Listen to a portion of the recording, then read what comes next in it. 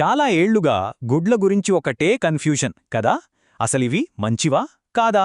రండి, ఈరోజు ఈ అపోహలన్నింటినీ పటాపంచలు చేసి అసలు కథేంటో చూద్దాం. సరే, అసలు విషయానికొద్దాం.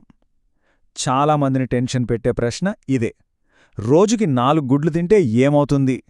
సైన్స్ ఏం చెప్తుందో వింటే చాలామంది ఆశ్చర్యపోవడం ఖాయం.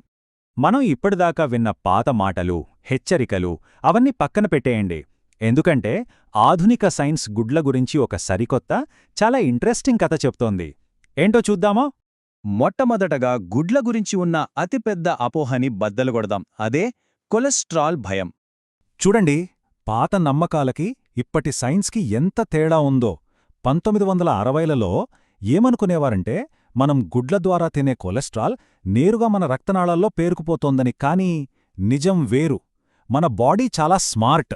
దానికి కావలసిన కొలెస్ట్రాల్ను మన లివరే తయారు చేసుకుంటుంది. ఎప్పుడైతే మనం గుడ్లలాంటివి తింటామో అప్పుడు లివర్ తెలివిగా తన ప్రొడక్షన్ని తగ్గించేస్తుంది.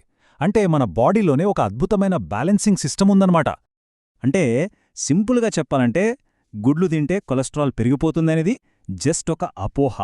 నిజానికి చాలామంది ఆరోగ్యవంతుల్లో గుడ్లు తినడం వల్ల మంచి కొలెస్ట్రాల్ అంటే హెచ్డిఎల్ పెరుగుతుందని, చెడు కొలెస్ట్రాల్ అంటే ఎల్డిఎల్ వల్ల జరిగే నష్టం కూడా తగ్గుతుందని కొన్ని స్టడీస్ చెప్తున్నాయి.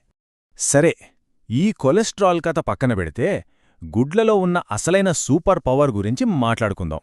అదే వాటిలోని ప్రోటీన్ క్వాలిటీ. ఈ 100% నెంబర్ చూసి కన్ఫ్యూజ్ అవ్వకండి. ఇది గుడ్డులోని ప్రోటీన్ ఎంత పవర్ఫుల్లో చెప్తోంది. దీన్నే బయోలాజికల్ వాల్యూ అంటారు. ఇంకా సింపుల్గా చెప్పాలంటే మనం గుడ్డు తిన్నప్పుడు అందులోని ప్రోటీన్ని మన శరీరం దాదాపు వేస్ట్ చేయకుండా 100% వాడేసుకుంటోంది. దేనికి? కండరాలు పెరగడానికి, హార్మోన్లు తయారు కావడానికి.